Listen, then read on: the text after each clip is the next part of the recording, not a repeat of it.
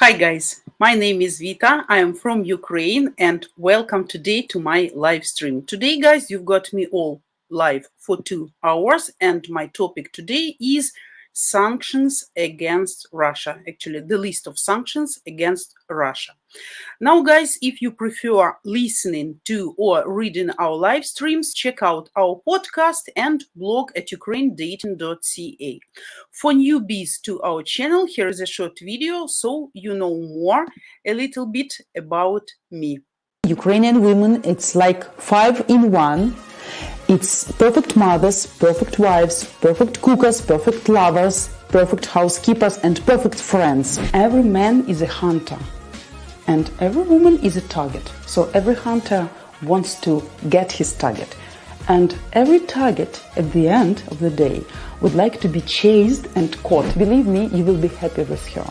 This lady, when she gets you, trust me, she will keep you with both hands and never let you go. Believe me, guys, the lady who is really interested in you and who really likes you never will ask you for money, for gifts or for presents from the early beginning of your relations. Why women look for foreign husband? Because women tired of laziness and non-responsibility of our men. If we're talking about spontaneous sex on the first date, it also can be great for sure if both of you feel the magic and chemistry, but only from physiological side.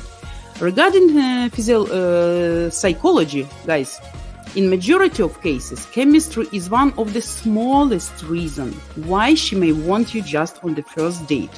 So remember, date is always for Ukrainian women is kind of exhibition. She will look at you, she will listen at you, smell you even, and evaluate you to make a general conclusion about your future destiny.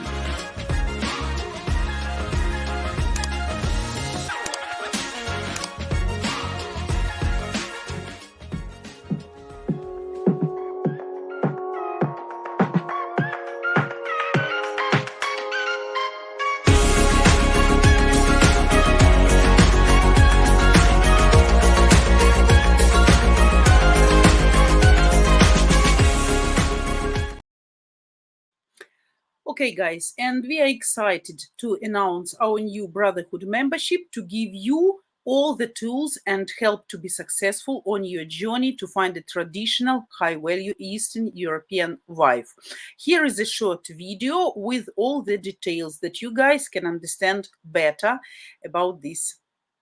Do you want a high-value, beautiful traditional woman worthy of your love to create your family? Then listen up. Time is our enemy, and complacency breeds failure. So you must get off Tinder, man, and stop dating those feminazis. You see, to get the life you desire and deserve, you've got to wise up and figure this shit out now, or your dreams, they will simply pass you by. First, you need to know that you've been lied to. That's right, despite what all your American dating experience has shown you, I promise you, high-value traditional women are not extinct. You'll see that with your own eyes when you join today. When you join the Brotherhood now, we're practically handing you your success on a silver platter. You'll discover the who, what, where, and how that you never imagined possible for yourself. Would you agree that for you to conquer what's been impossible for you thus far in life, well, you need some help, some guidance, and most importantly, to all success, mentorship. Well, that's all here for the taking when you join our Brotherhood now. You choose the membership level with the game-changing perks you need most to shortcut your success, saving your money, and more importantly, saving your time.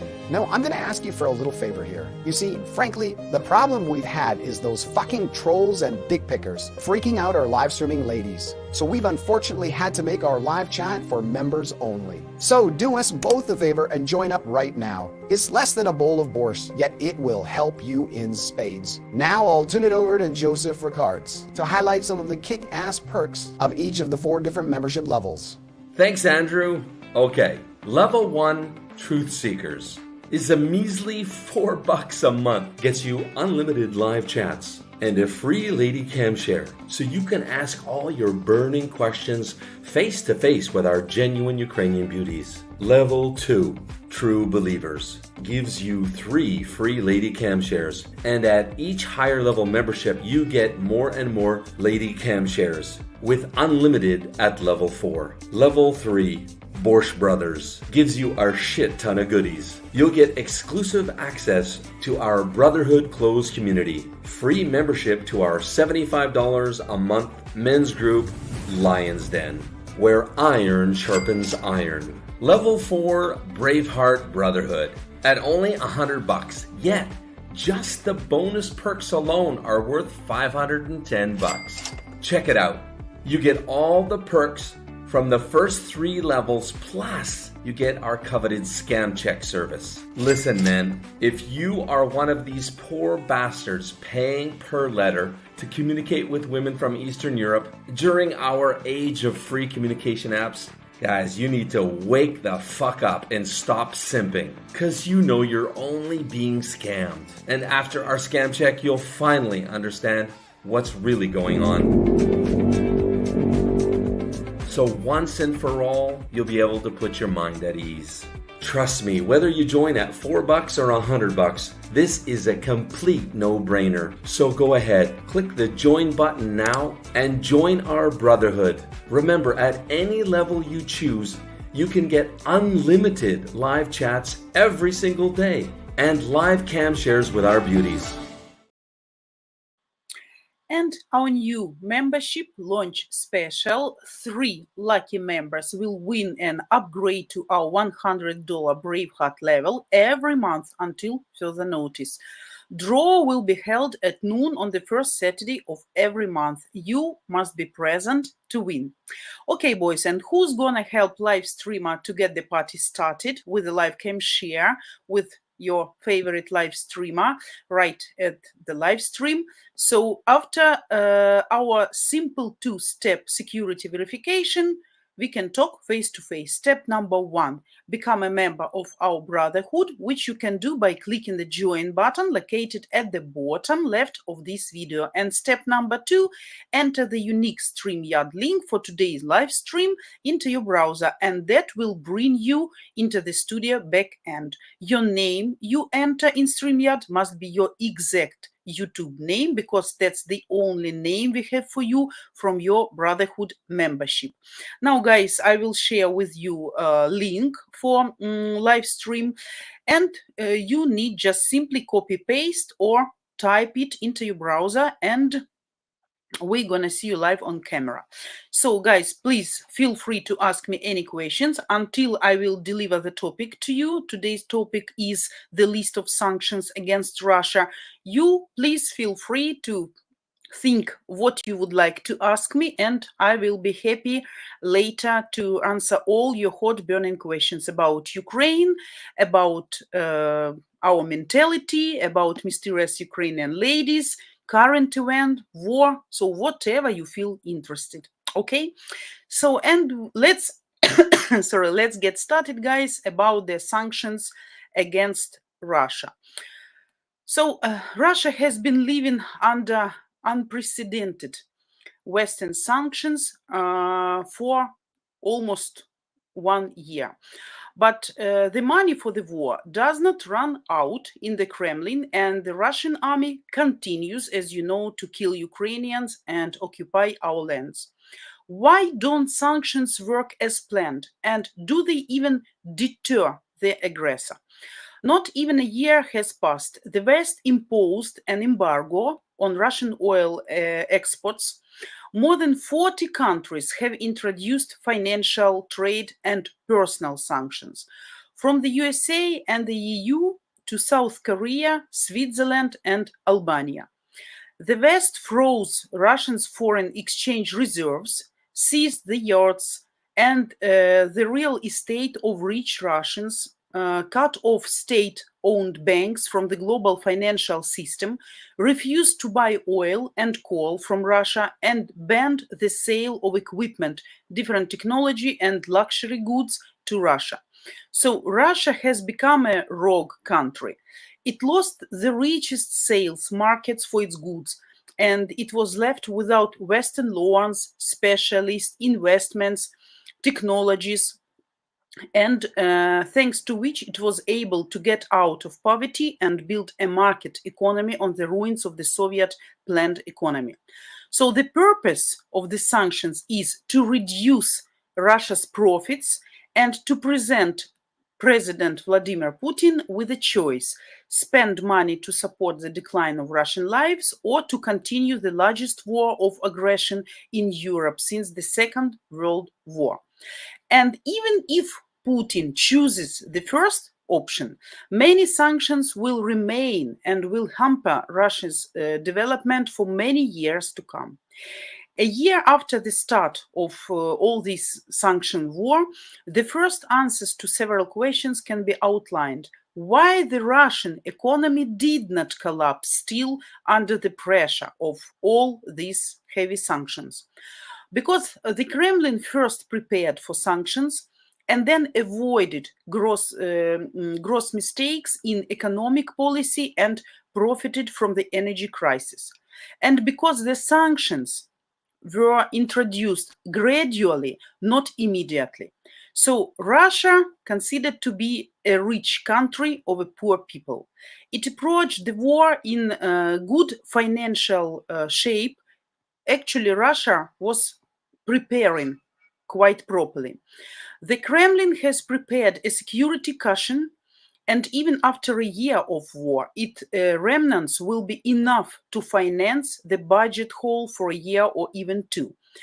At the time of the introduction of sanctions, the Russian Federation still had excess money and the inflow of currency exceeded needs. Under these conditions, it's impossible to cause a financial crisis, unfortunately, with those sanctions introduced against Russia, freezing reserves and limiting imports without embargoing exports. So fundamentally, the conditions were such that it was not difficult to stop the panic and the financial crisis. Why? Everything is very simple. Euros and dollars continued to flow into the country on a large scale, even now. And when sanctions were introduced, Russia's financial situation only improved. Sanctions limited imports, consumption fell, and profits from exports soared in line with energy prices. According to one of the architects of the current sanctions, Ben Harris, probably you know him from the US Treasury Department, he says Russia itself created the crisis and made money from it. So if in a normal year, the share of profits from the export of raw materials in the budget did not exceed 40%, then in 2022, it will rise to approximately 60%. So if we believe that the main goal of the sanctions was to provoke a large-scale financial crisis that would deprive Russia of the opportunity to finance the war, then this didn't happen, unfortunately. Sanctions are a long-term game. So the next goal may be to punch a hole in the budget, which will make military spending more difficult in the medium term. This is already happening in part, but it is happening very slowly and not on a scale that would decisively affect the financing of the war. Will sanctions stop the war? The effect of sanctions will increase every month, but they will not stop, for sure, Russia's aggression against Ukraine. Sanctions don't strike when they are announced, but at least 6 months after they come into effect. So they will feel it just maybe in a half a year. We will really feel the effect by the end, probably of 2023. Sanctions will not change Putin's policy. The Russian economy may collapse, but Putin's desire to fire missiles and ammunition at Ukraine will not disappear. That we understood already for sure. Even if the money were to run out, certain protected articles of the budget were allocated for the war. And the money is not running out yet. In addition to savings in the stabilization fund, Russia continues to earn. Sanctions don't have a magical effect, as all probably Ukraine and the whole world was thinking. They limit the ability to finance the war, but they will not stop it by themselves. As long as Russia sells oil and gas, everything will be fine with the budget of Russian Federation.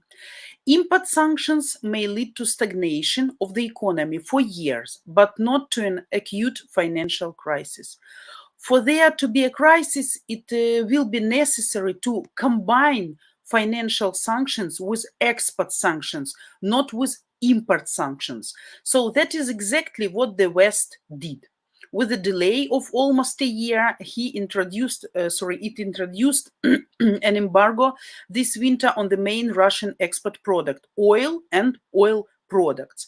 The embargo has many exceptions, in particular the price ceiling, so it is too early to talk about its effectiveness. Half of Russia's export earnings come from oil and oil products, and 2023 will be very different from 2022 if the European embargo and oil ceiling work. But today it is clear that this is not the force that will stop the war. Putin considers himself the leader of the crusade against the West. He called his decision to invade Ukraine the beginning of a radical break in the American-style world order. And at the same time, he expressed dissatisfaction with the fact that the West introduced sanctions in response. So the result was the growing isolation of the Kremlin. Putin was personally banned from entering the West, an unprecedented decision for the leader of a nuclear power country. And the Eastern neighbors have lost respect for him. If earlier Putin was late for meetings, with the USA president and the Pope, then at the autumn summit in Samarkand, he was made to wait for him by the Prime Minister of India, the President of Turkey, and even the leaders of Kyrgyzstan and Azerbaijan. Before Putin decided to mobilize Russia for war with the West, he was leading it on a different path. He wanted to turn the country into an energy superpower. The war is leading Russia in the opposite direction now, as we see. Sanctions will make it difficult, if not impossible, to develop new oil and gas fields, especially in the Arctic. The effect of sanctions will not come immediately, but it will be no less tangible. Due to the sanctions, Russia seems to be doomed to lose its status as an energy power. Before the war, Russia was the largest energy exporter in the world. The invasion of Ukraine resulted in the reduction in production of both oil and gas. And according to experts, the production of the main Russian product, oil, will decrease by 2025 to 79 million barrels per day against 12 million as it was in 2019. This is approximately 13% less than last year's pre-war forecast. The loss of the market is not only related to sanctions. Putin's decision to put Europe on a strict gas limit deprived Russia of the status of a reliable supplier and provider. The energy crisis caused by the actions of the Kremlin lead to three more important consequences. First, Europe started saving, and managed to reduce gas consumption by 25%. Second, the West asked, is it right to rely on a commodity autocracies?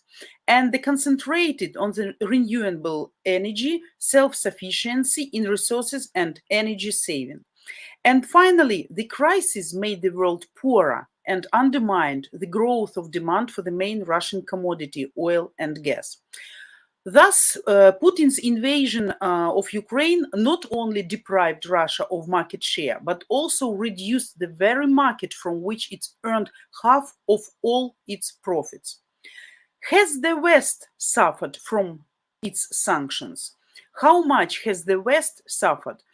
It was the most difficult for Europe as Russia's largest and closest trading partner. Gazprom itself reduced the supply of gas that was not subject to sanctions. Europe spent a lot of money to support the population and business, and by winter, Europe bought, gas at exorbitant prices. So expensive fuel, disruptions in transit through Russia, and the influx of refugees have increased inflation.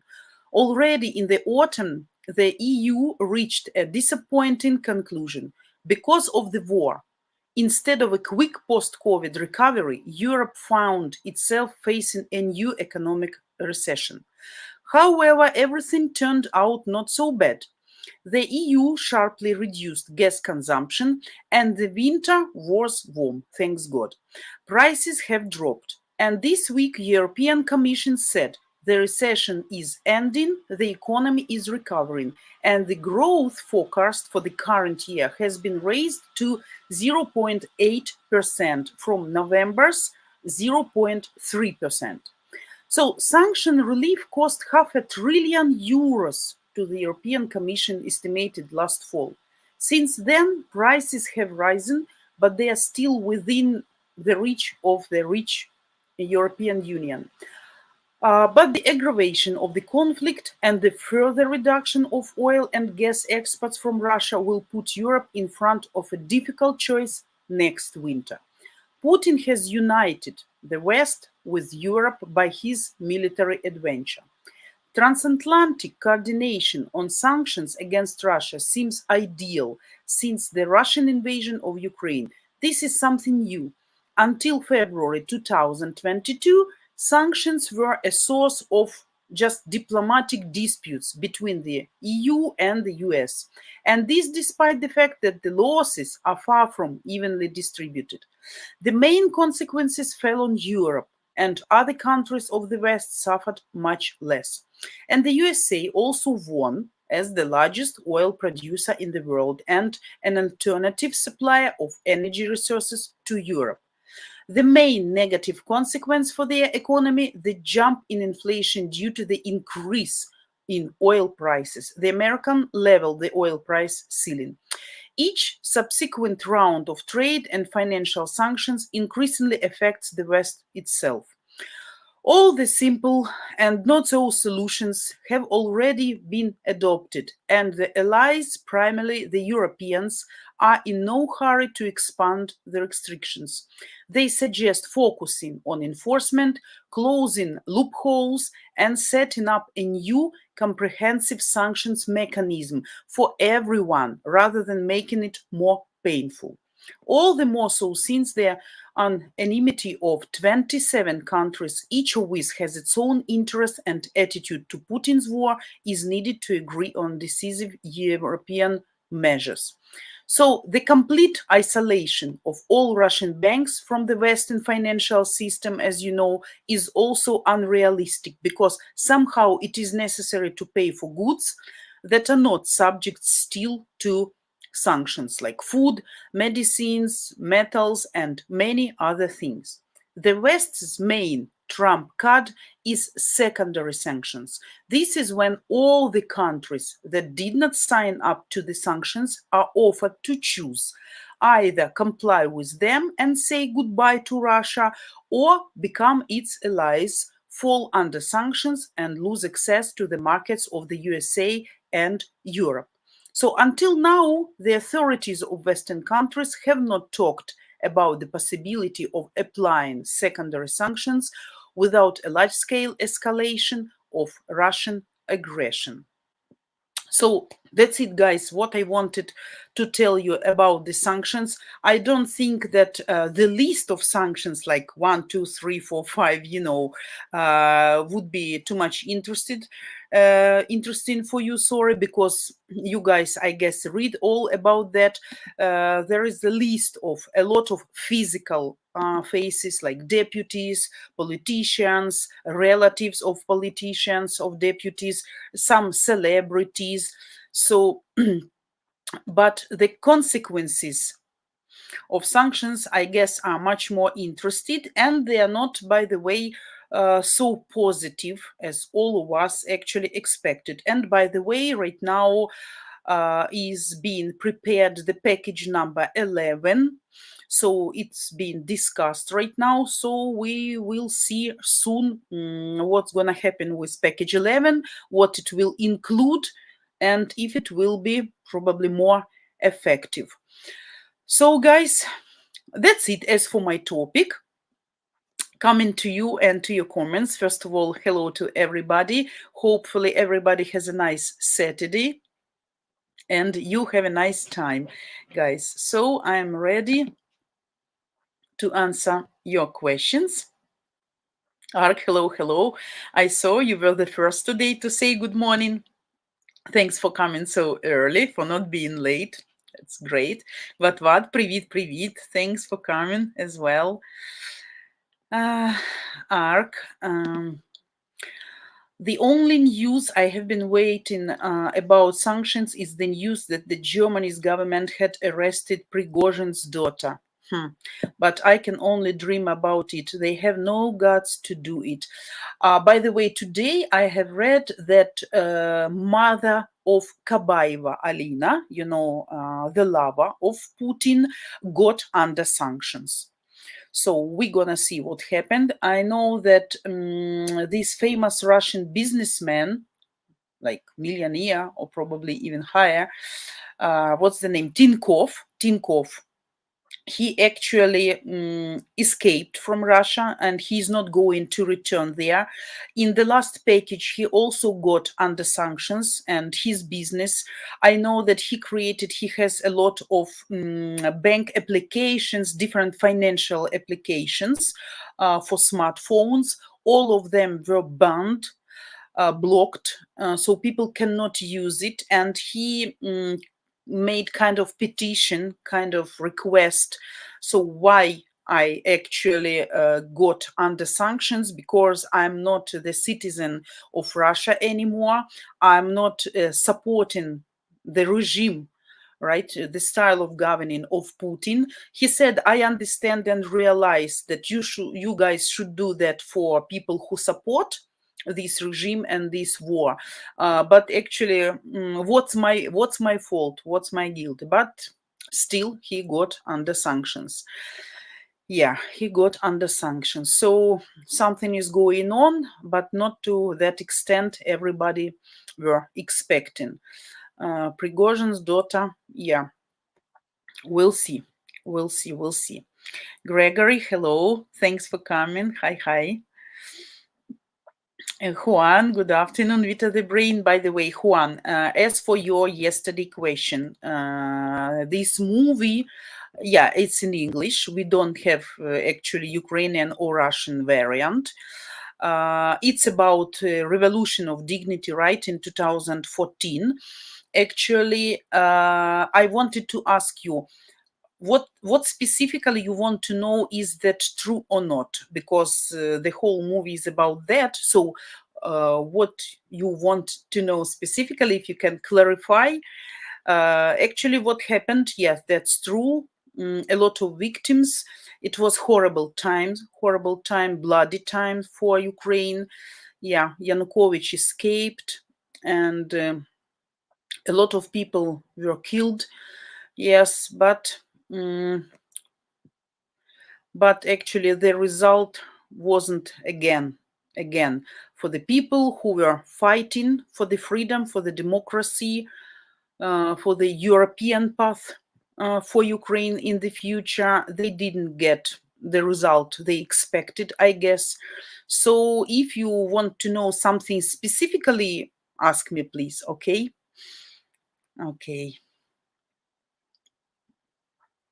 Don Juan arrived. Buenos dias. Jacob, hello. Thanks for coming.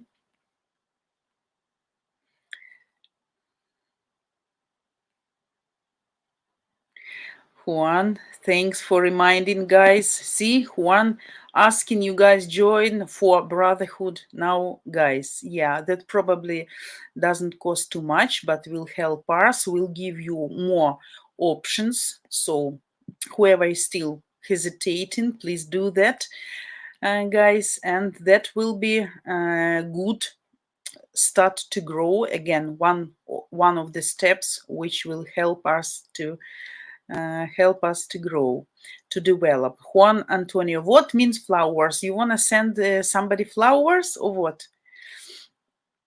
International Women's Day is coming, guys, March 8. I know that in Europe it's not so popular. We have celebrating this holiday more than 100 years, and this holiday is very traditional for us. For Ukrainians, even it's one of the biggest celebration, one of the biggest holidays during the year. So like New Year, 8th of March. It was February 23rd. The guy of the country defender, the holiday of the country defender. But few years ago, after occupation of the Crimea and events in 2014, we actually cancelled this holiday. So because Russia started to claim that the victory in the Second World War, World War the Second, goodness, sorry for the slip of the tongue. So actually, that victory was only made by them, by Russian soldiers, and they didn't mention Ukrainians and all the rest people who were fighting from the side of other Soviet republics. So it were not only Russians who were fighting in that, and actually then we decided to split these holidays. Now we have that instead in October. 19th October, if I'm not mistaken.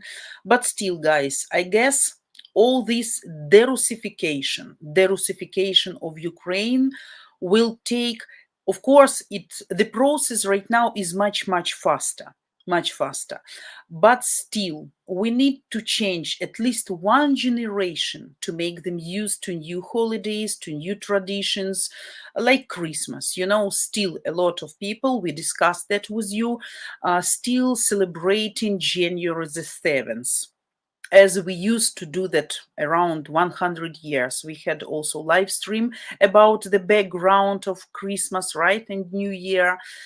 And actually, of course, we're celebrating right now, but still, in the people like me who were born in Soviet Union period, we still have this 23rd February to congratulate all our guys, small boys, men. We don't do that officially, of course, right now, because that's not appropriate even. But in our mind, I guess I will die with these two dates, February 23rd, men's celebration, and International Women's Day on March the 8th. But this year, if I'm not mistaken, normally every year we have a day off. So all the country having a rest, schools, kindergartens, everything is closed because women should have a rest and a perfect celebration on these days. Since early morning, you can see a lot of men running all over the city, buying flowers, cakes, champagne, rings, perfumes, different presents, souvenirs. And it's very nice atmosphere, actually. Men usually, that's the difference, I guess, between European and Ukrainian men. Mostly the highest percentage of Ukrainian men can do that, unfortunately, only once a year on the March the 8th. So bring flowers, give some attention, make coffee, go shopping, or maybe even cook something, and giving their wives a chance to relax, to enjoy, to feel themselves as a real women, But from now on, as I understood, this holiday is cancelled on official level in our country. And instead of that day, we now going to have the Day of Ukrainian Women, which is, I believe, February 25th. Actually, I can tell you honestly, until I start getting some messages with celebration from my clients, customers, friends, neighbors, I even didn't heard that on February 25th, we now have the Day of Ukrainian Women. So from now on, it's our national women's holiday, right? I don't know why it's specifically February 25th. Probably it's somehow connected with the beginning of Russian invasion, because it was, February 24th and February 25th, like all women in the country started to demonstrate their patriotism, their care of their families. A lot of them were evacuating in an absolutely awful, unbearable condition, trying to save their kids, pets, sending their husbands to the war zone. Probably there is a connection with that. I think. I still didn't look through the real background. Maybe there are some other reasons for celebrating at this specific day, but I think the connection, the concern must be something like that. But for me, when all my life I was celebrating International Women's Day at the March of 8, and even my kids know that day as that day, and they're expecting some presents, some sweets, maybe some toys, at least some presents, So even for them already will be difficult to break their minds, to change this mentality. Of course, after 5-10 years, I guess the situation with younger generation will be different. But so far, we need to restore. We need to do something in our minds to change all these dates and to stop celebrating these traditional holidays we used to do for many, many, many years, actually almost for all our lives, So, yes, guys. So Juan Antonios, why you mentioned flowers? You see, you mentioned the word flowers, and I start talking like for hours. Flowers makes me talking for hours. Very good rhythm, right? Kind of poem. Yeah. Jacob, that film Ukraine on Fire was the film Oliver Stone made, correct? Tracy, hello, thanks for coming, for waking up. Sorry to wake you up on Saturday. I know it's a day off for all of you, and I hope, guys, you have some coffee, some tea. Tracy, coffee not for you. For you, it's some tea or some nice hot drinks, probably, with something tasty. So, yeah, hopefully you enjoy your Saturday, guys. The beginning of day is with me. So hopefully I made your days, make it at least more pleasant. What? People actually laughed at Lavrov on one occasion, and diplomats and foreign ministers walked out of a room when he spoke on another. Yeah, they have become a joke, and they don't want to realize this. Yeah, I saw that episode also. It was like a couple of days ago. He was making speech online, and people just left. Yeah, that's kind of shame. I don't know how they will live with that, and how they will gulp that for many, many years after. So, yeah. Tracy. Lavrov was recently publicly laughed at in India when he claimed that Ukraine attacked Russia. What kind of mental gymnastics do you have to do actually believe this? I really don't know. I watched yesterday or before yesterday, I watched some shortcuts, like, from different interviews about the period just before beginning of war. There was explanation why our government didn't let us know that really the war will begin, because they knew about that. Why 2-3 days before from Borispil Dozens of international flights were made full of deputies, politicians, celebrities who already knew that, and why actually ordinary people were abandoned for themselves to deal with that horrible event, to do something with their lives, kids,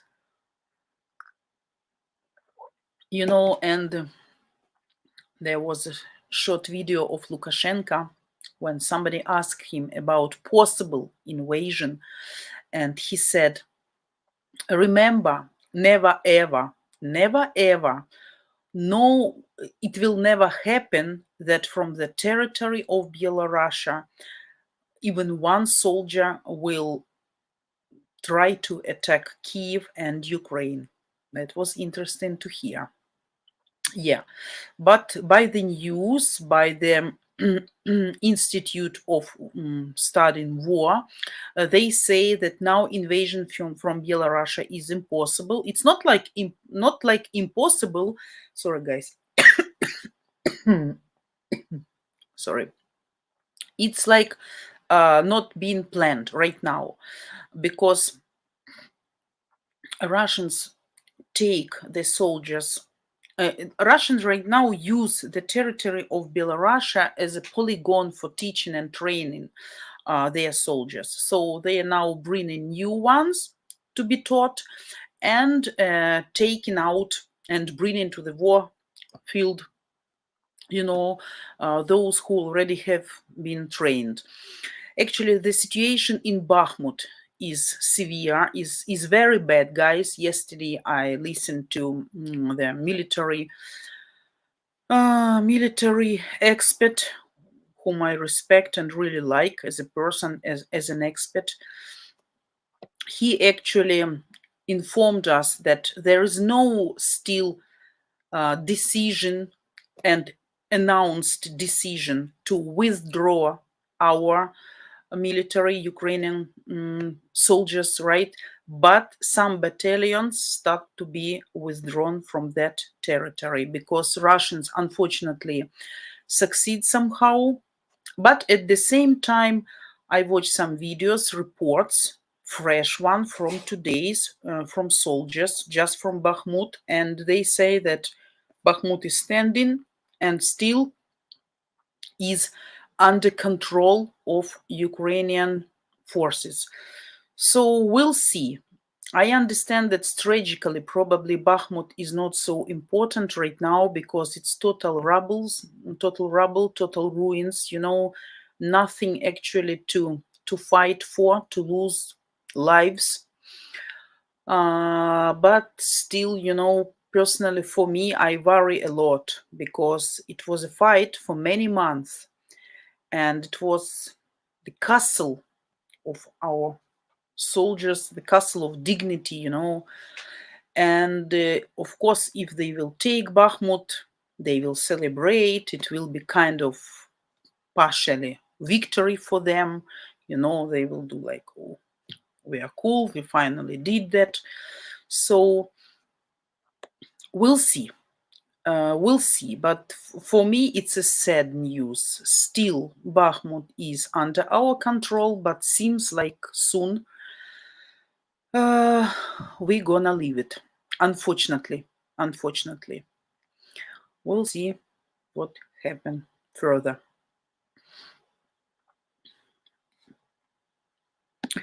What? So the video on YouTube this morning, time for them to get a one-way ticket to Mars. Yeah, we guys really waiting for finish of this horrible event, and really people so much tired.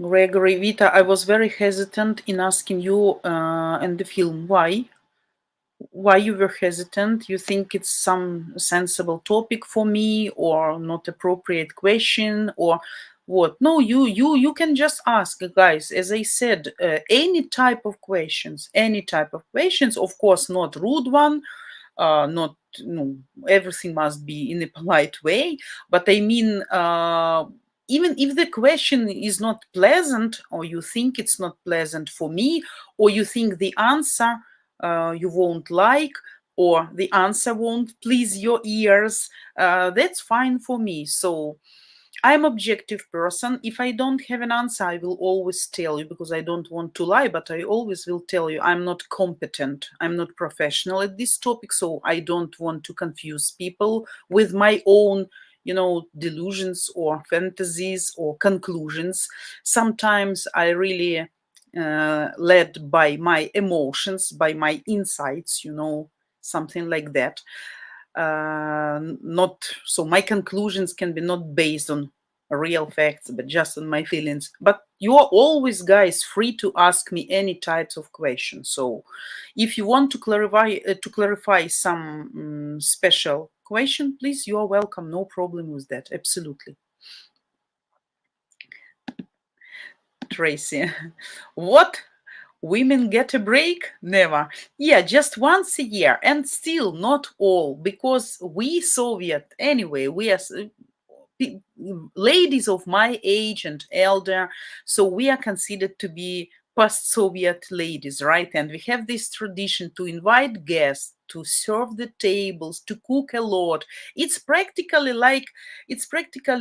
the such a big celebration like a New Year. So we invite guests, we organize party, everything. So actually you understand that the lady doesn't have a rest even at these days, even because she need to cook, she need to clean when before guests come, and she need to serve the table, she need to serve the guests, she need to clean after, to send everybody home. So actually it's a very tiresome day. But now new generation, younger generation, and I, by the way, one of them, I decided that no celebration, no holiday deserves my real like death, physical tiresome.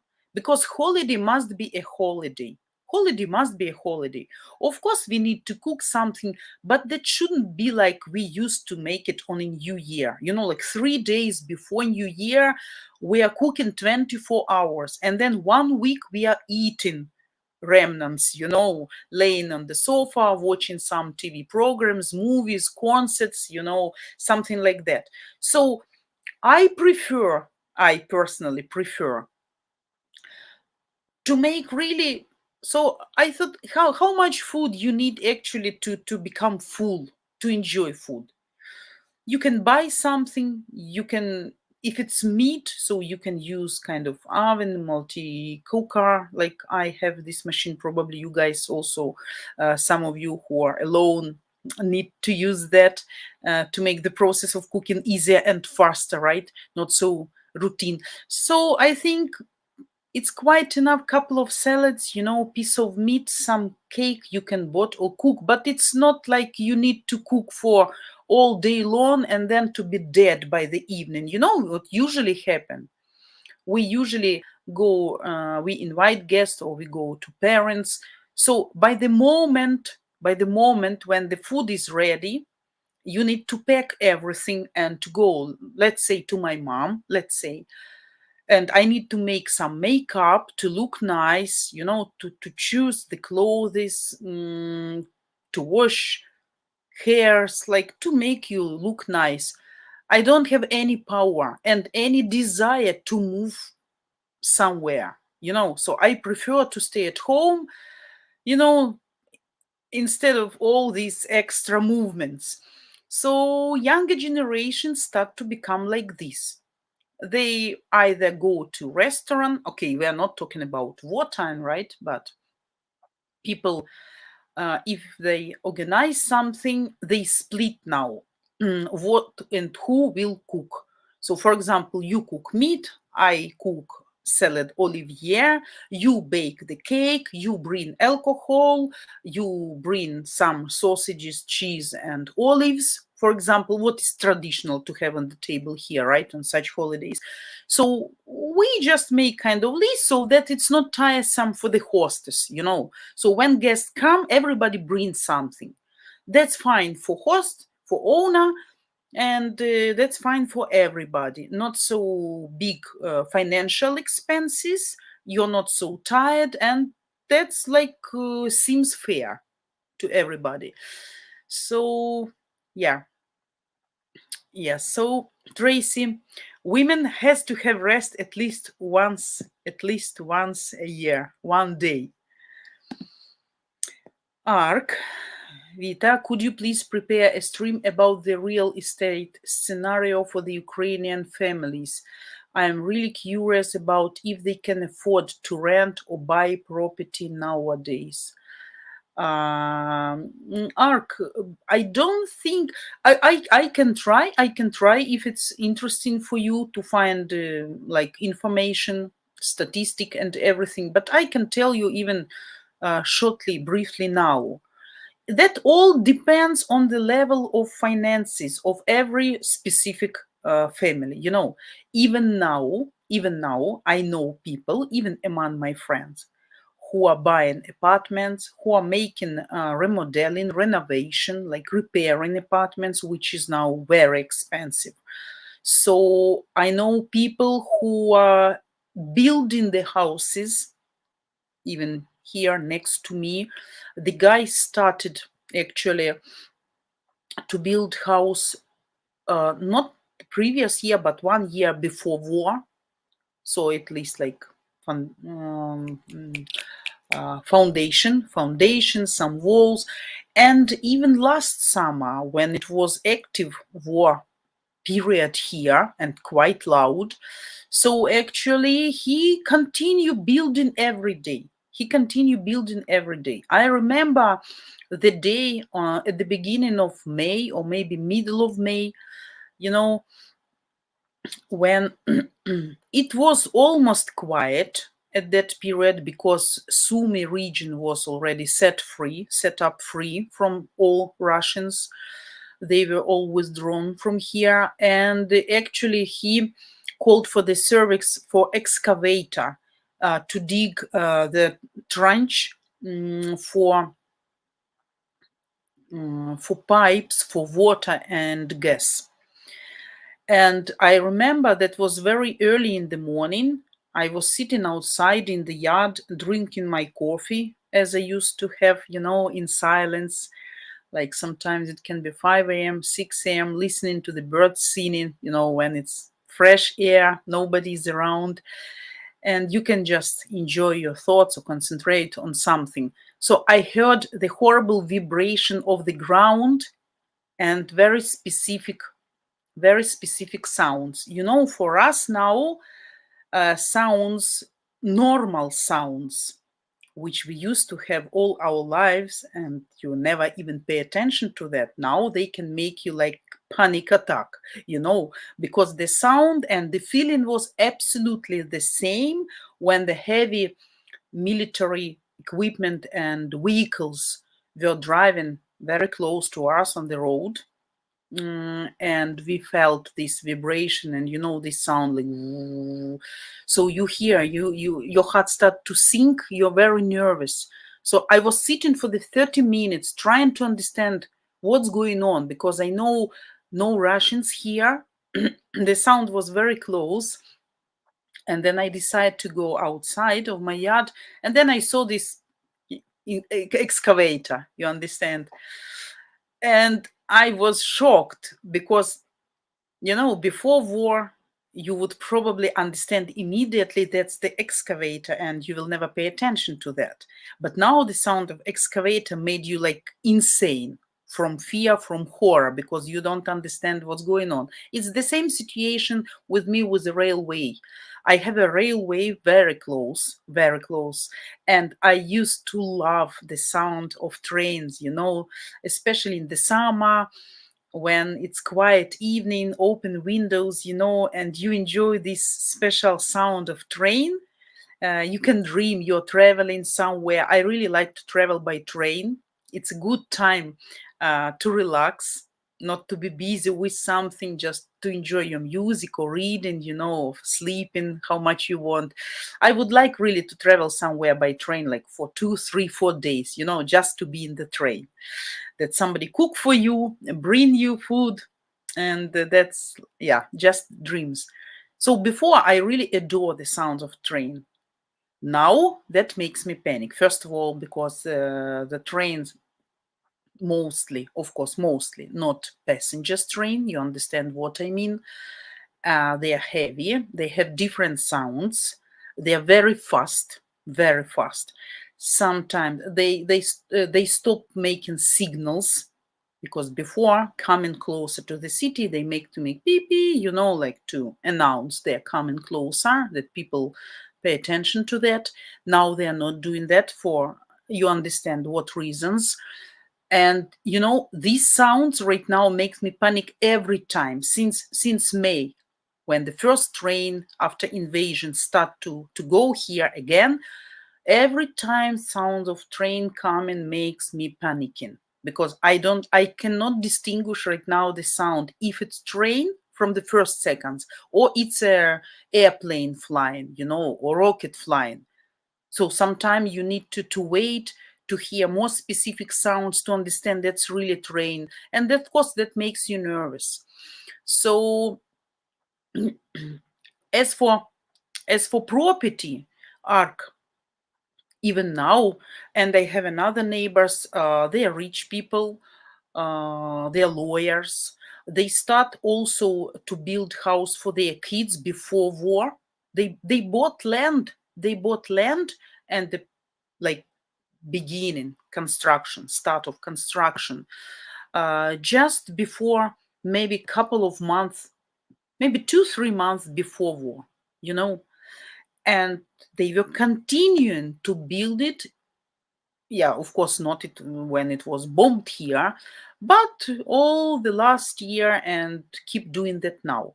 So that really depends. I know people from Kiev whose property and car were bombed and ruined completely, and people has to rent apartment and accommodation right now.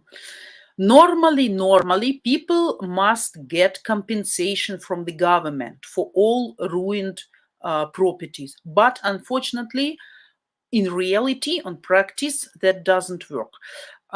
So they compensate something, some part. They say, let's say, if it's a multiple storied building, so the government said we're gonna restore and rebuild walls. But what about furniture? What about renovation, especially in Kiev? You can imagine how much does that cost there, So I know really a lot of people who rent apartment right now in Sumy, in different parts of Ukraine.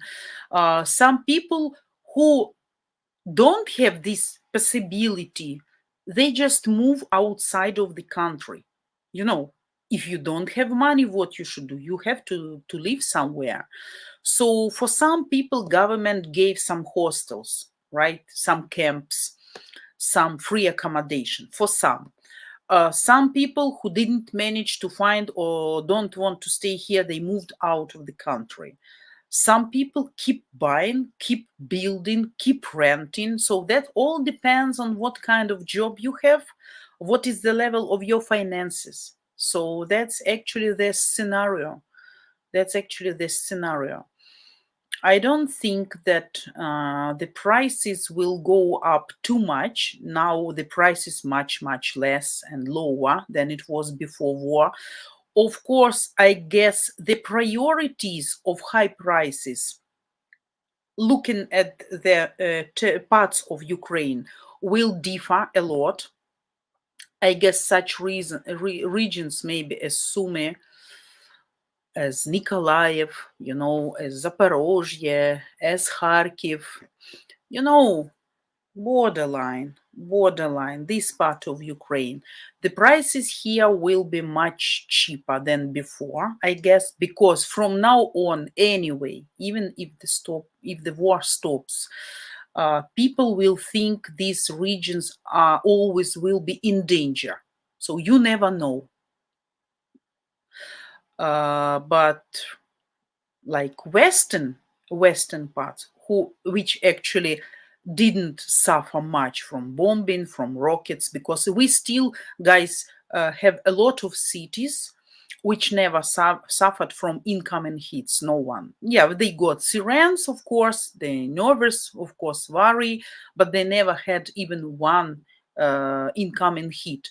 So these cities will be, I guess, as priorities, and the prices will be much higher there. I guess. I can be mistaken, but I will look through the statistic and some background, and if you want, yeah, I will make it. Hopefully, you got my answer. Jacob, I think Lavrov must be getting coaching on mental gymnastics and gaslighting from modern women in the USA. Yeah, his kids live in USA, by the way, if I'm not mistaken. Have been studying there, has property there. So, international health coach Jack, hello, thanks for coming. The Russian Federation equivalent of the USA Air Force One airplane landed on a remote airfield in Cuba 2 days ago. It left yesterday. Wacky things are afoot everywhere. Store food, gentlemen. What you mean, Jack? You think some war will become in Europe or what? I don't think so. But don't make guys to feel afraid. Brené, hello. The Russian economy was supposed to collapse. Exact statement. Yes. The World Bank predicted a recession. It did not happen. China and India continue to trade heavily oil, gas with Russia. Absolutely. US, EU needs to sanction both. Absolutely. Absolutely. I agree with you. So it will come to the moment, I guess, when some countries really will have to make a choice. Like Hungary, I guess, like India, like some others. But yeah, you're absolutely right, Rene. Yeah. Low Rider Jonis. Hello. Hello.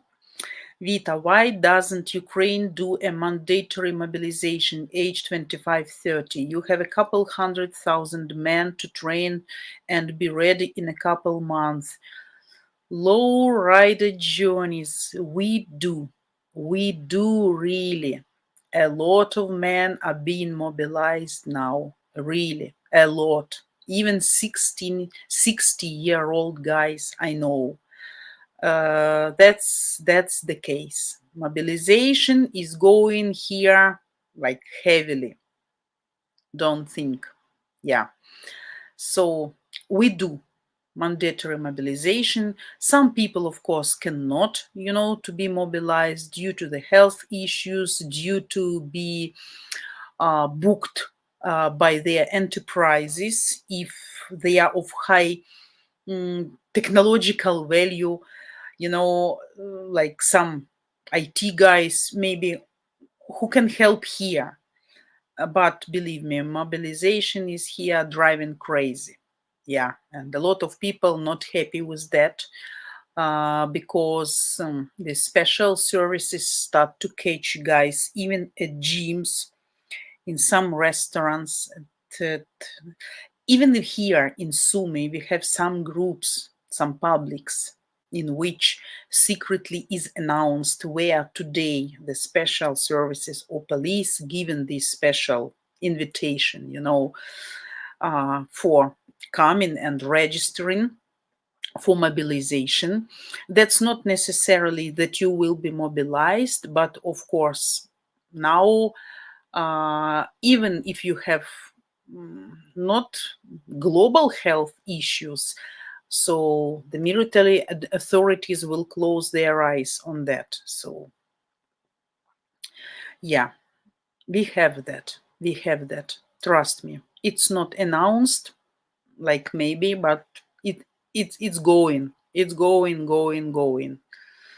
Yeah. And as, if I'm not mistaken, Reznikov said in one interview, that's not a question of comfort. That's not a question of you want or you don't want. It cannot work like that. That only government ought, like, owe you something, like, to the citizens. Citizens, as citizens of the country, they also have some obligations, some musts, and some responsibilities. So mobilization here is very active. Yeah.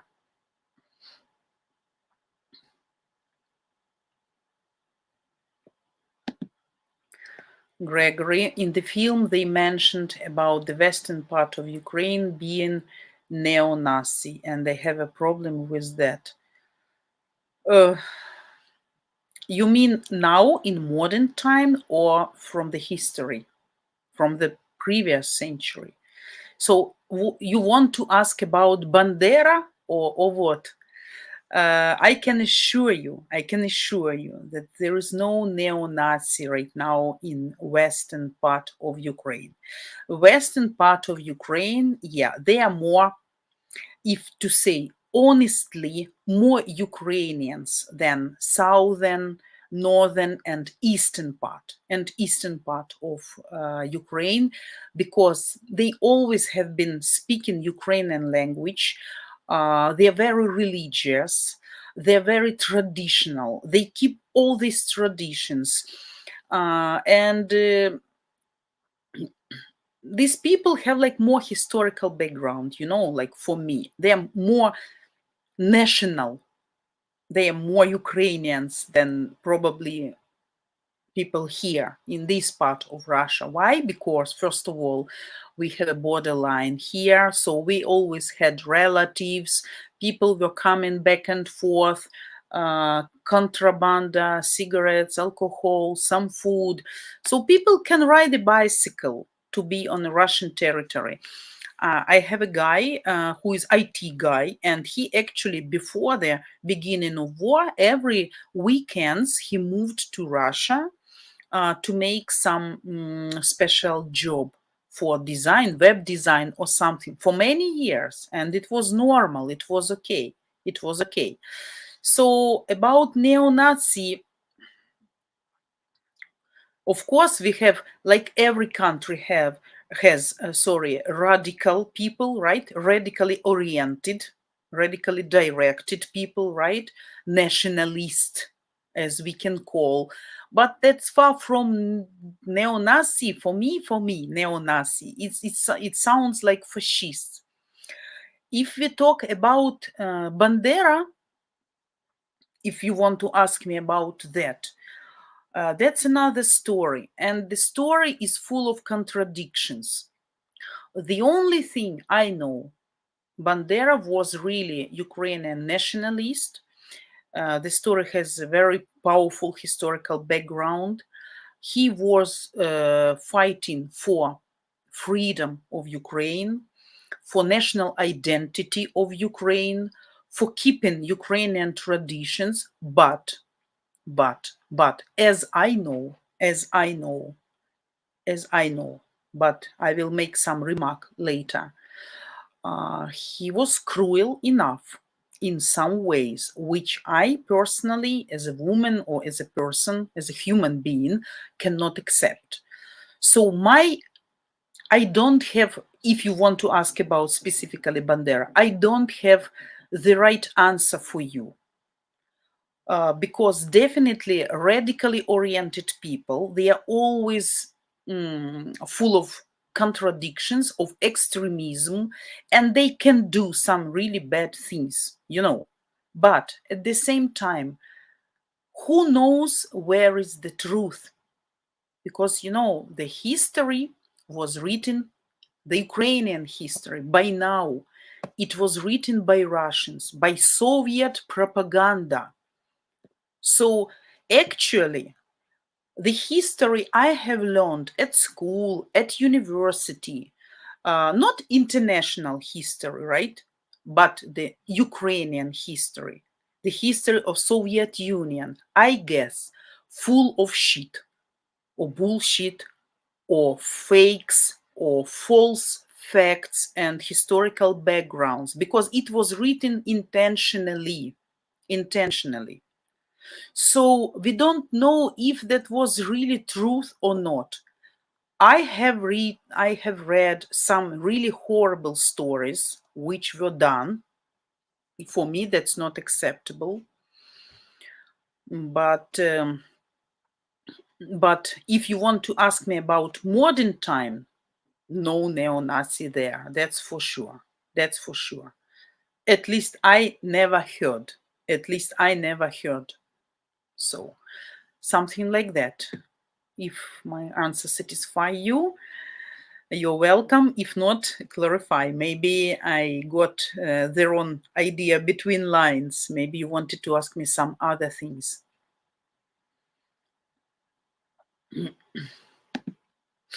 Jack, logistics win wars. Russia has shit logistics and equipment. What they do have is bodies to throw at every objective and become fertilizer. That's absolutely true. It's a matter of weeks before the orcs attack ocean infrastructure. What do you mean, ocean infrastructure? What do you mean? What do you mean it's a matter of weeks before the orcs attack ocean infrastructure? Can you clarify that, Jack?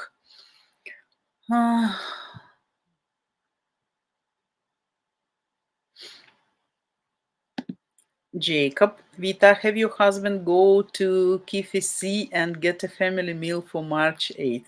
No, no.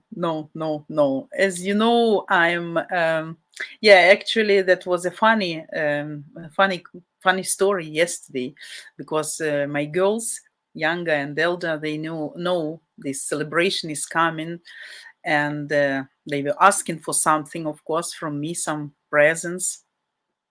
Yeah, and then the younger asked, what father will present you? I said nothing. That was funny, because she started to get like furious. Why? It's your holiday. It's women holiday. You must get flowers and presents from him. I said, but father doesn't work, but he's given as a present by other things, by his attention. He's not giving me the time for rest just once a year, because he's doing everything all the year round, day by day. So I don't have any complaints. And as I am the only working person right now, due to some circumstances, of course, he doesn't have his own money. Like sometimes, but it's kind of family joke. I ask him, what are you going to present me on St. Valentine's Day? And he said, like a plate of borscht, or a piece of barbecued grilled meat. So maybe cleaned room or something. So it's a kind of joke. Unfortunately, the circumstances like that, especially in Sumy, and due to some family reasons, we made this decision. So no, he can make KFC by himself, because he's perfectly cooking absolutely delicious food, different types, baking, frying, grilling, borscht, soup, hachapuri, Georgian cuisine. He is absolutely perfect at that. So I'm that kind of woman who can be easily satisfied. Of course, sometimes I would like to have some material present, yeah. But he said it won't work if I come to you and ask you, give me some money, I will go and buy you some flowers, right?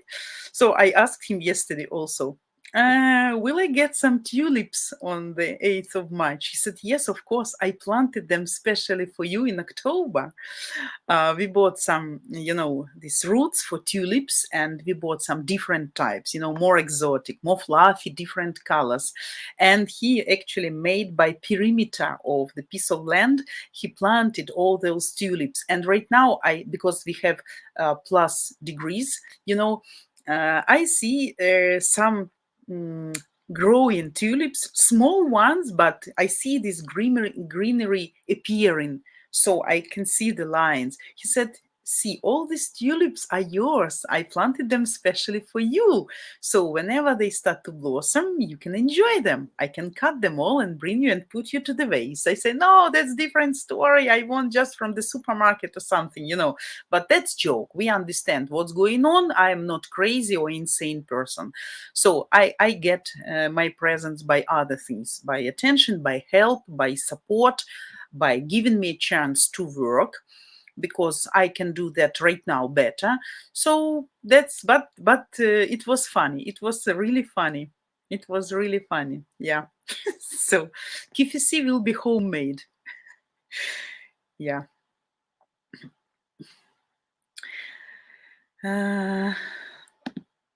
Jack, got a Jack. Have a fantastic weekend, everyone. You too. Thanks for coming, at least for short period of time, for your comments. Thanks, and have a nice weekend too. Thanks, Jack. Thanks.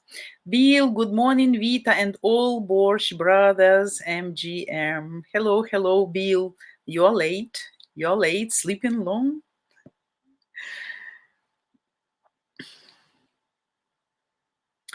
Renee, your question. Some Ukrainian ladies I speak to are living in Europe. They say they do not plan to return to Ukraine. Do you believe Ukrainian ladies living abroad will return to Ukraine? Of course, I believe. A lot of will get back. A lot. Yes. That's for sure, guys. That's for sure. And I know that better than someone else. I can assure you, because I am dealing with transferring people. I know what I'm talking about. I'm talking to these people every day. I brought people to Europe. I'm bringing them back home. I brought them again to Europe, and they all talk to me, give me their ideas, plans. I know how much some of them really suffering in Europe and how much they want to get back home as soon as it will be safer and calmer and possible. I know people who are turning back right now to Kharkiv. Can you imagine? Yeah, some people, as I said, guys, people for whom women, let's say women specifically, who didn't have nothing to abandon here, actually, like no relatives, no good, really good job, ruined property. They don't have nothing to do here anymore. And of course, they will stay there because they have some social guarantee, some financial stability, refugee status, probably the chance to meet some guy.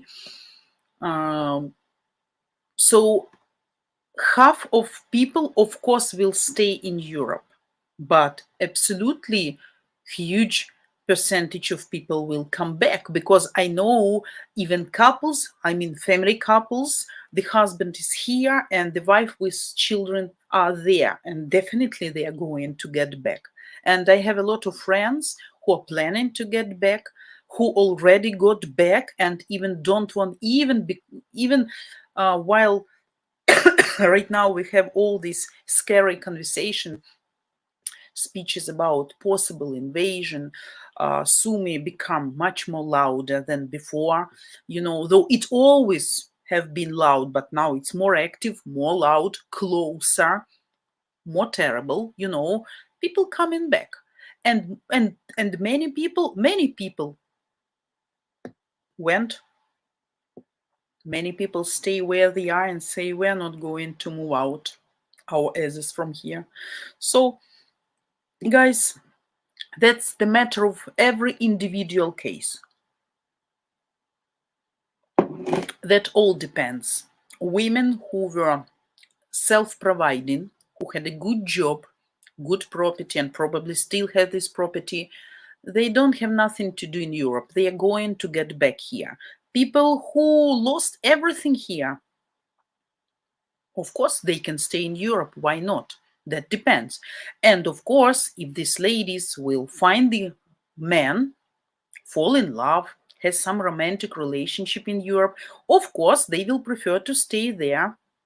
So that's natural. That's natural, because usually, traditionally, Ukrainian women follow her husband whenever he is and whenever he is going. That's why still, though it sounds strange, but some ladies still move to third world countries, I would call like that, which is for other people seems strange, but if they really fall in love, if they really manage to create a family and they appreciate that relationship, they will change religion, they will change their lifestyle, and they will go and stay with their husband. That's typical for Ukrainian women.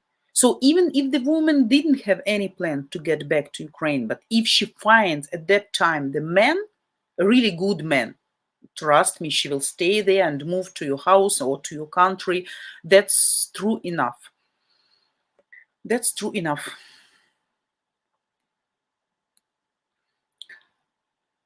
But what? Vita, I think he means cables and such that run through the ocean to connect countries on different continents. Cables? I think he means cables and such. Cables, you mean wires, like cables connection that run through the ocean to connect countries on different continents. They tried to look at this in Dutch waters and had 17 people kicked out of our country. I'm afraid I didn't get you for 100%. I'm not sure that I understand correctly what you mean. Sorry. It's not like I can't translate, but trying to understand what you mean specifically here. Gregory, you're welcome. You're welcome.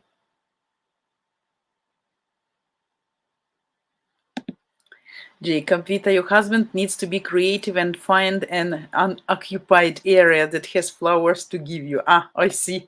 I see. Yeah. We have, by the way, guys, whoever wants to live in Sume after this shit is over, you're welcome to Sume. I live in an absolutely fantastic area. Absolutely. It's a kind of paradise. And we have few abandoned pieces of land which are of absolutely signaling. So absolutely perfect pieces of land by perfect size to build up the house, to make some garden, to have garage, and to enjoy the rest of your life here, guys, just in the nature, next to the river, far from plants, far from road, but at the same time 10-15 minutes to the center by car. So you're welcome. I'm inviting you. And the prices are very cheap. So, Jacob, getting back to your comment on these abandoned parts of land, there are some narcissus, you know, these flowers, some under snow, these blue flowers, some flowers really we have, but unfortunately that's too early to be cut. You know, he can go and do that, but that's too early. It's still cold to have some flowers outside. If it would be in April or in May, oh yeah, then he can be creative. But right now he can just dig the frozen land for me and bring and said, here's the future flowers for you. You know, probably from some seeds later you will get something, but nothing else. So right now there is no chance to be creative, unfortunately. Simon, who would want Putin as the neighbor? I guess nobody. From now on, nobody. It's a very dangerous, unpredictable and insane neighbor. So from now on, nobody will trust him. Nobody will trust his agreements made with him, because you can expect everything, absolutely. So I guess we need, as if I'm not mistaken, who start to build the wall? Finland, right? To build this wall. Also, Poland start to build the wall between Poland and Belarus. So we also will need to do the same. Like absolutely mined territory.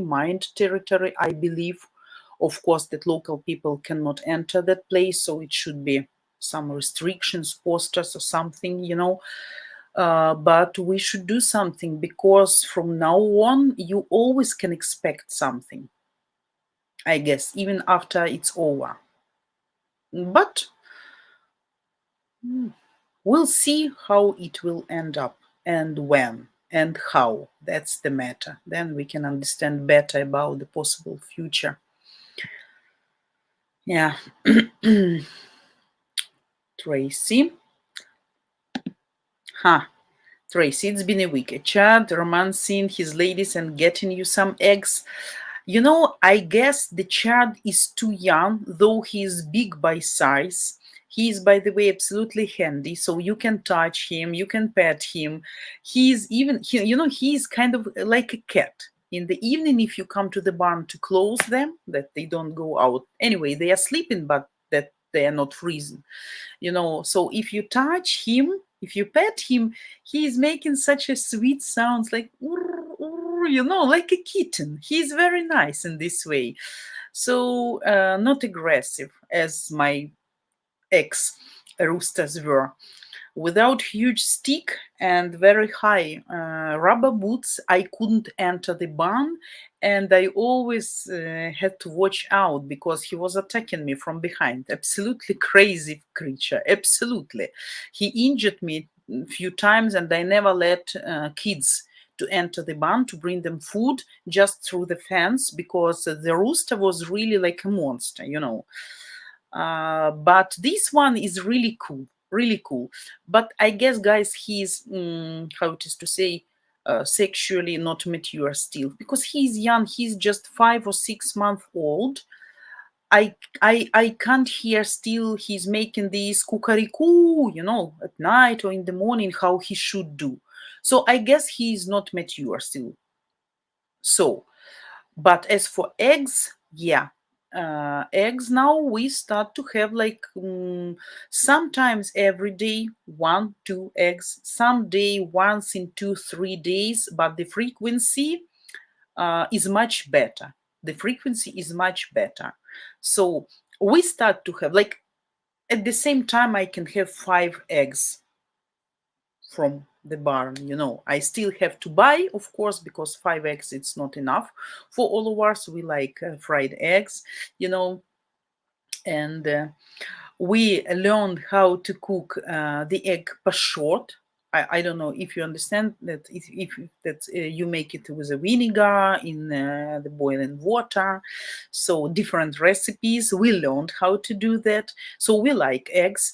We still buy, but I guess later in a month or so, when the day will become longer, I guess the main problem, they don't have enough of daylight, because before it was very cold and they really kept them until they were, not in the best condition. After that fabric, after that factory, I kept them in the barn, and in the barn, of course, that's darkness. We have one window, but that's not enough for them. And if it's 3 p.m., it's already dark. Of course, that's too little for them. At least we need lamp, but we had problems with electricity anyway. For 20 hours a day we didn't have electricity, so that's understandable. But now when the daylight is becoming longer, even now, how much, what time now? It's 5:30 p.m. here. It's still it's not dark still, so you can see everything outside. And if they start to walk outside, I let them out. So the situation with eggs becomes much, much, much better right now. So I guess in spring and summer, I won't have deficit with eggs. Yeah.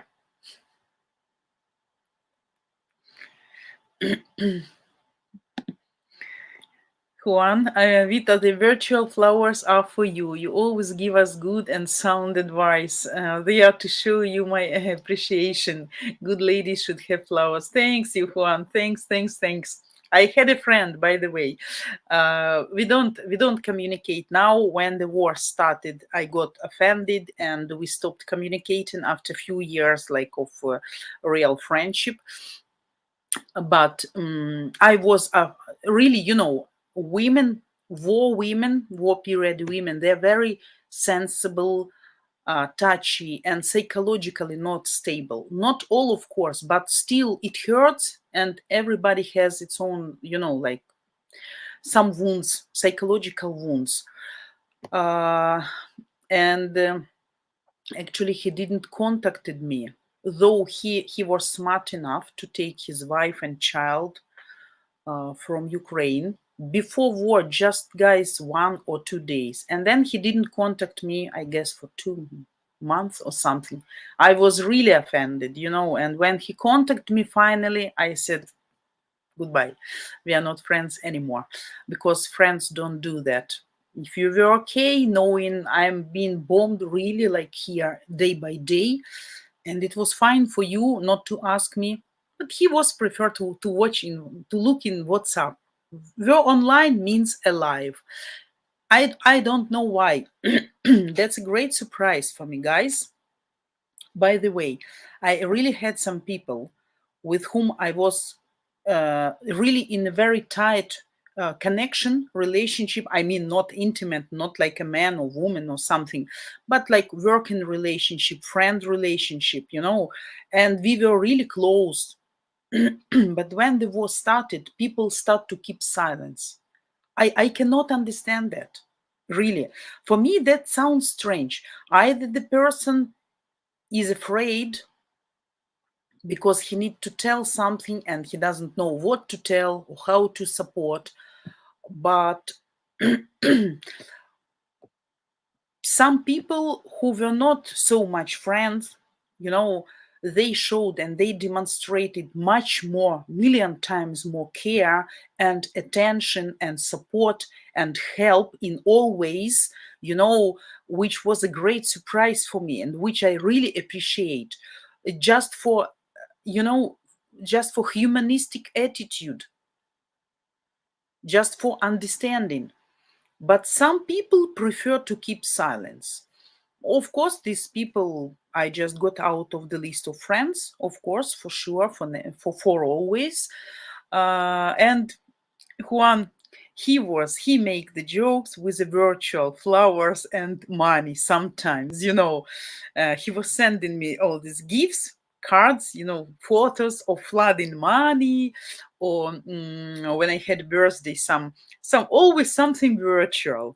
For a few years it was kind of also like joke between us. Yeah, again virtual. When finally I will get like real flowers or real money, or real present or something. Yeah, and he said, I know you are a woman, easy to be satisfied, so be satisfied with the virtual flowers. So that remind me about that guy. Yeah. Tom, good morning. Good morning. Thanks for coming. Nice Saturday to you. But what, Vita? Jack said it's a matter of weeks before the orcs attack ocean infrastructure. Orcs tried to map infrastructure in the Dutch North Sea so they could sabotage it. The Dutch kicked out 17 orcs. Oh, really? I didn't heard about that even. Really? Crazy people. Oh my God. Good, they were kicked out. How they managed?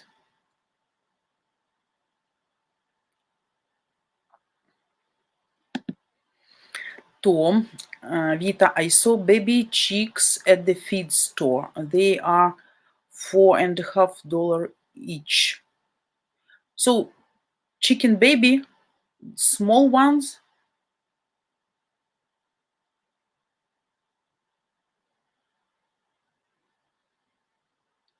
Each. So, $4.50. That's almost the same price like here in Ukraine. So baby chicks, it's a small chicken, like children of chicken. You mean this? Alive or not alive? Just for growing or for eating? For eating, I guess. If you want to buy here chicken, the whole chicken, the kilogram of chicken will cost $2, exactly $2. Normally, the chicken here start from 2 kilograms up to 3. So you can count 1 kilogram, $2. 2 kilogram chicken will cost $4 and even more. So quite expensive as for Ukrainians. Not cheap, not cheap. Though the chicken must be actually filet. You know this, not breast, goodness, chest of chicken, chicken filet. You can buy here right now the same price as a 1 kilogram of pork or beef. Same price. I cannot understand that. So beef and pork must be more expensive. But yeah, sala, by the way, get cheaper, guys. So this fat of pig, this white stuff, it becomes cheaper, not as crazy as it was in autumn. You remember when I told you $5-6 per kilogram? Right now it's much cheaper, like no, not 3, definitely $4-5 per kilogram. Salo, this traditional Ukrainian food, you know, fat of pig, which all Ukrainians love, with borscht and garlic, you know. What infrastructure such as cables for internet, gas pipelines, and our windmill parks. I see. I see. What's the name we call them now? Svina sabaki, like piggy style dogs or something. We have these special Ukrainian words right now for them. Yeah, we call them orcs, and like pigo dogs, like piggy style dogs, pigo dogs. I don't know from where it comes, but that's like names for them people usually use here. Simon, research show Putin worth $200 billion, making him the richest man on the earth. Absolutely. He is, by the way, the richest man on the earth. Yeah, that was also a great surprise for me. I could realize he's really rich guy, but I never thought he's the richest person on the earth. Yeah, that was surprise. I didn't believe that. Most of his money is in the Swiss banks. Putin stole from Russian oil, and is worth more than Elon and Bezos combined. Wow.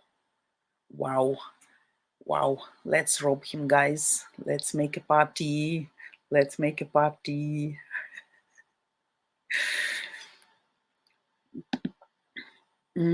Tom, I would like to run my pew pew up and down Putin. That's the dream of millions of people, I guess, in the world. I never knew why it wasn't done till now. I can guess that should be kind of difficult, but I guess anyway you can always buy someone. It's a matter of how much you offer of some of surrounding people to help with that. Let's save money, guys. Let's buy some of his servant. But I guess either the world authorities, the rulers of the world, still need him for something. It's not the matter they can't, I guess. That's the matter of why they don't do that.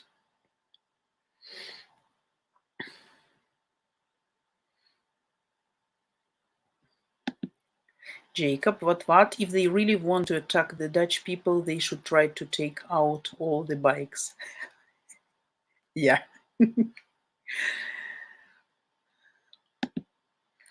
Simon, imagine that when Putin soldiers have no socks to wear. Yeah.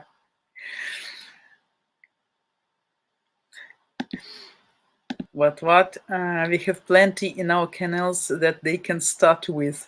Oh yeah, I actually watched the video about your country, what yesterday, and that was the short episode, a little bit about Dutch weather. a little bit about Dutch weather. That was the name of that video.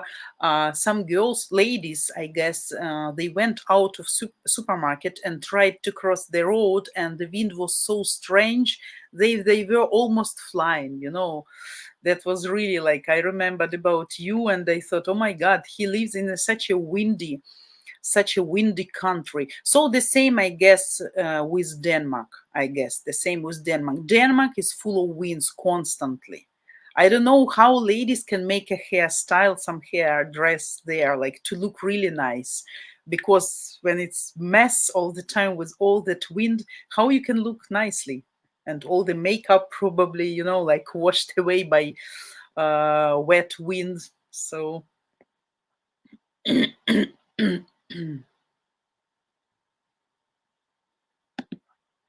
Jacob, Vita, when you are setting up transport next week, will you transport a beautiful single Ukrainian lady 3040 over to Missouri, USA? I can bring her to Warsaw from Kiev. I can bring her to Prague, to Budapest, to Berlin, to Antwerpen, to Brussels, to Madrid, to Zurich, to Stockholm. So whenever you want in Europe, even to London, I can bring by bus, even to London. And then you have to do something with that. By the way, there is a bus to London even, you know. But Missouri, I'm sorry, still don't have such connections and such drivers. I'm sorry. George Mall, hello, thanks for coming. Chicks are grills. Ah, okay. So quite expensive, right? Quite expensive, not cheap. Chicken must be cheap. That's not that type of meat to be expensive, I guess. Tom, these were baby chicks. I think I will buy some. Buy, of course. That can be tasty. And that can be nice for Saturday. Sorry. I will have today for supper fried fish, which I bought, by the way, first time. And the name of it, sea rabbit. Do you know, guys, that kind of fish? It's a white fish without bones from Atlantic, I guess. The skin looks like a tiger or leopard, something. Sports looks like something like that. It's a relative of sharks and scuds, these electrical, you know, big ones with electrical thing at the end of their body. They said it's very nice for kids because no bones, white meat, no fat, no unpleasant smell. So we're gonna try that. I will tell you if it's nice or not.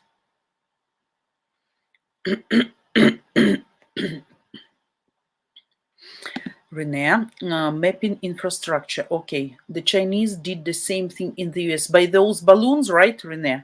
China balloon. Yeah. Biden said on his ass. Oh, this international politics.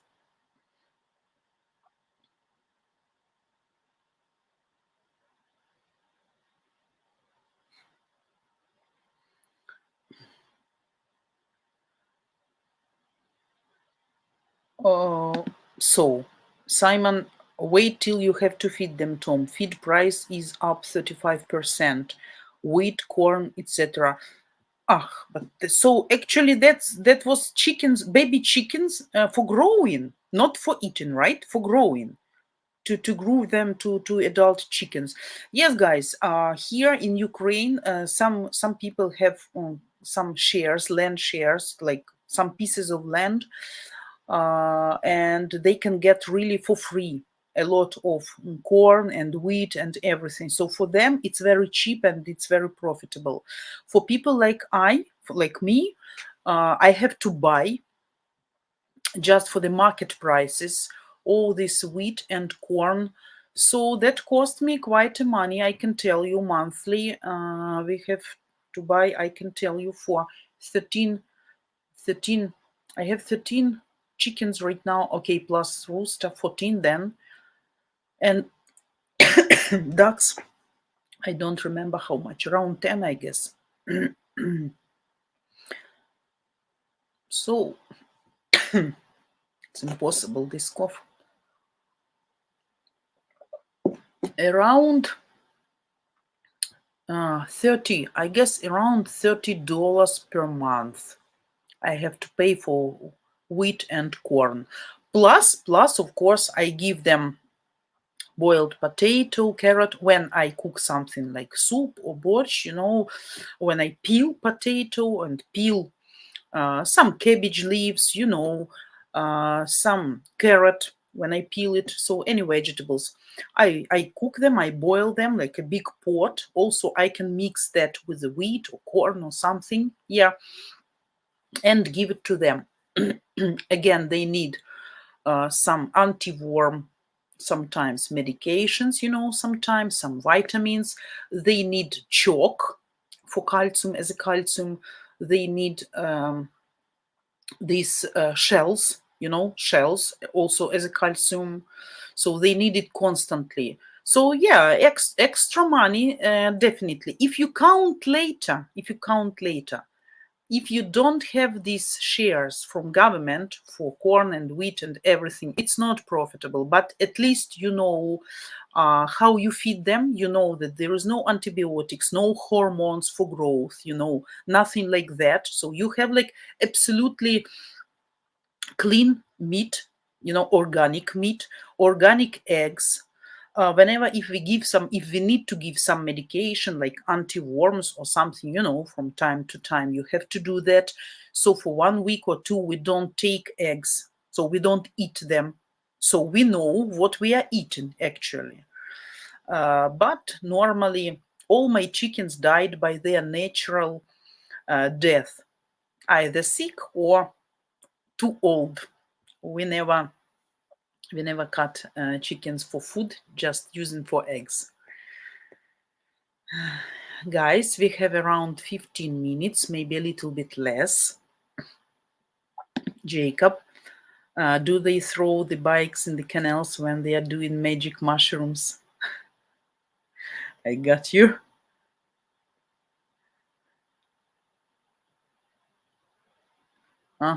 Thieves.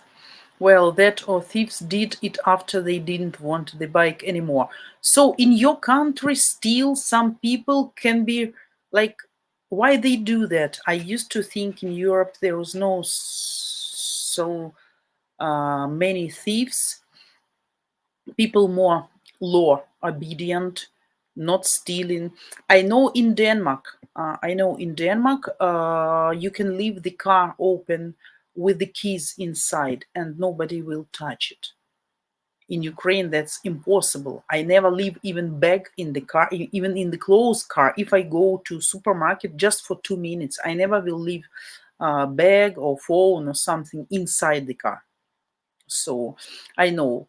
But in Denmark, I know that the security is on a high level, really.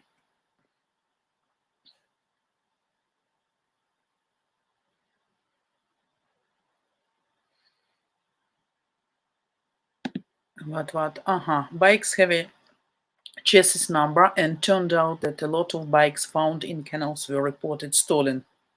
By the way, not only in your canals, but also sometime a lot of Ukrainian people buy bikes in Europe and send them back home with the buses.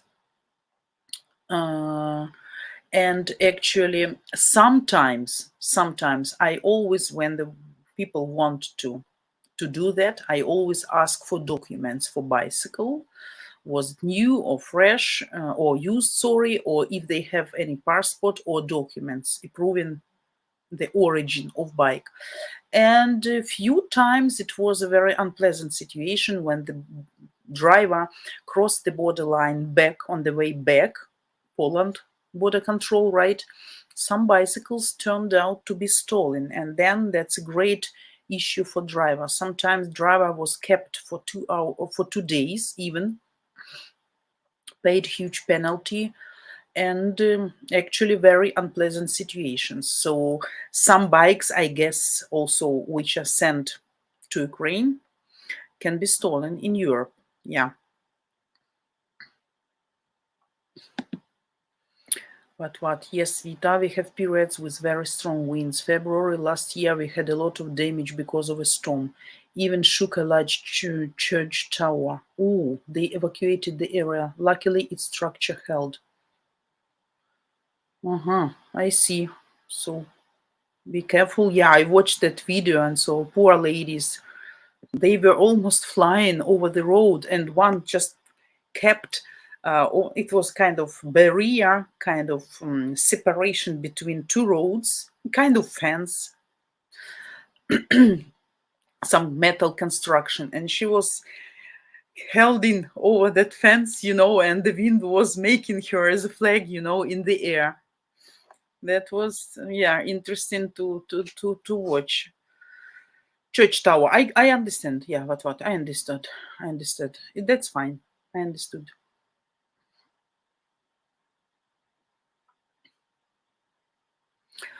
Vita, it's probably a sea lamprey. So actually they called it chimera. Chimera. Chimera, that's the I will check in Google Translate maybe to give you the right name.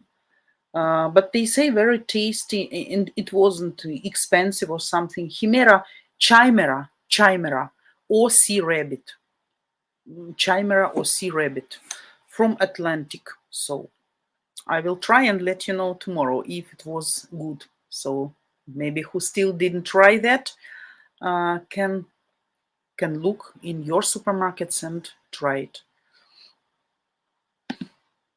Jacob, I believe the women in Denmark and Holland use 1 can of hairspray to keep their hair in place when they go out. Yeah, I was thinking about something like that. Probably they need really to use a lot of hairspray, or just they don't care about their hairstyle, because that's impossible to keep in order, So, yeah. Tom, had the reason chickens were not laying enough eggs is because they changed the feed ingredients. I just want to have pure eggs, regardless, of course. Okay, then it's great. If you have some questions, you're welcome to ask me. I don't know if you did that before. Actually, that's not difficult. Absolutely. Chickens are not capricious. Yeah, but of course, you need to keep some rules. That they are healthy and looking nice and bringing you nice eggs. Even if you guys, if you compare domestic egg and egg from the factory, the yellow stuff, it's absolutely different things. The eggs I get, they are almost red, like orange color, really like dark orange color, not yellow. And what's the name? Not the fattiness.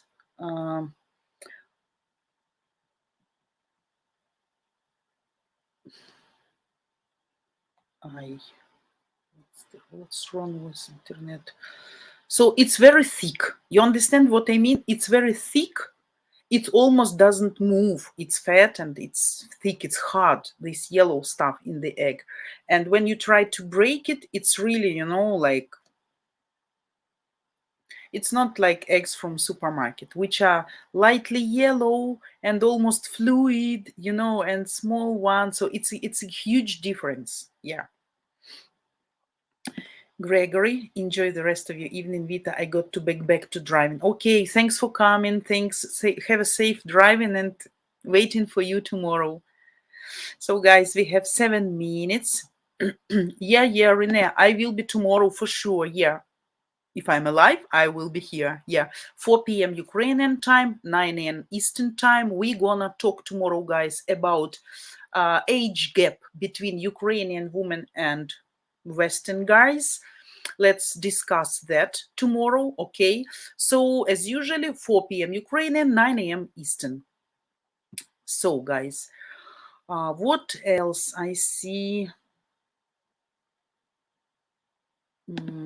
What? Vita, I will give you the link to a few videos on last year's storm on Streamyard. Okay, perfect. Thanks.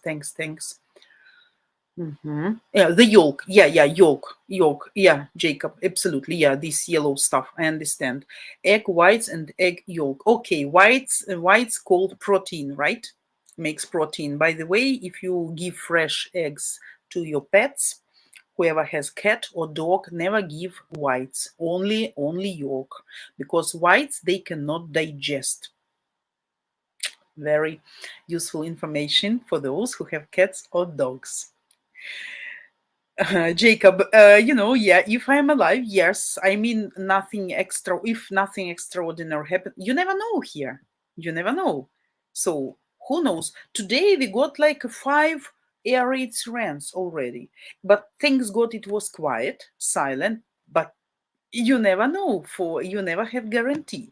Oh, I hope, because I plan my spring. I bought today new seeds, guys. I bought seeds for absolutely blue, dark violet tomatoes, and I want to try them no matter what. At least 2 bushes I want to have them. I bought the seeds for special salad, iceberg, which is normally used for salad Caesar. Probably you know that. And I bought the seeds for a special Chinese cucumber, which are very long, light, and with the stripes. So like long cucumber, Chinese cucumber or something. So I have my plants. I ordered some plants to be planted for the end of March. So, as soon as I'm making plans, I have to be alive. I have to. So, yeah, guys. So, guys, what I want to tell. First of all, thanks to everybody for coming today, for nice conversation, for warm atmosphere, for all your nice words. I hope everybody will have absolutely perfect, awesome Saturday. Enjoy your time, enjoy your day, eat something tasty, stay in a good company, maybe have a nice walk, meet some nice people, maybe visit your mom or your friends, go to drink some coffee, spend some time in the fresh air. So enjoy your time, your rest for maximum, okay? I want to remind you guys, of course, to subscribe, to hit the bell, and to give us your likes, not only for me, but for another girls. Stay with us. Whoever has a possibility to help us with donations, please do that, no matter how much. Don't be shy if you cannot or don't think about big serious amount of money. Every dollar, every coin is very important for you, because it helps us to continue our mission here. Okay, you help us not even growing by donations, but to keep surviving, because we have our monthly expenses and it's very difficult to keep channel alive. So you help girls actually to continue streaming for you, simply saying. Okay, so, and we of course absolutely grateful for everybody who participate in this saving our channel in your donations. Guys, I have to say you goodbye. For those who still don't know what about our channel is, probably some new guys joined, I don't know, but maybe I will show some short video about our channel. For all the rest, my kisses, my hugs, and waiting for all of you tomorrow, same time. And we're gonna discuss age gap between Ukrainian women and foreign guys. Okay? Love you all. Waiting for all of you tomorrow, and have a nice time. Our channel is the world's first of its kind, providing free live streaming every single day for you. 7 days a week with the real, genuine, beautiful Ukrainian ladies. Now you have the opportunity to video chat free 7 days a week with different, beautiful Ukrainian girls of all ages and walks of life. You get to ask all your deepest, burning questions about all things Ukraine, Ukraine culture, Ukraine women, and Ukraine current events. And if you come to enough of our live streams, you might just discover what makes us mysterious Ukrainian women tick. Okay, so we will see you live every day over at ukrainedating.tv. So guys, goodbye. See you tomorrow. Have a nice Saturday.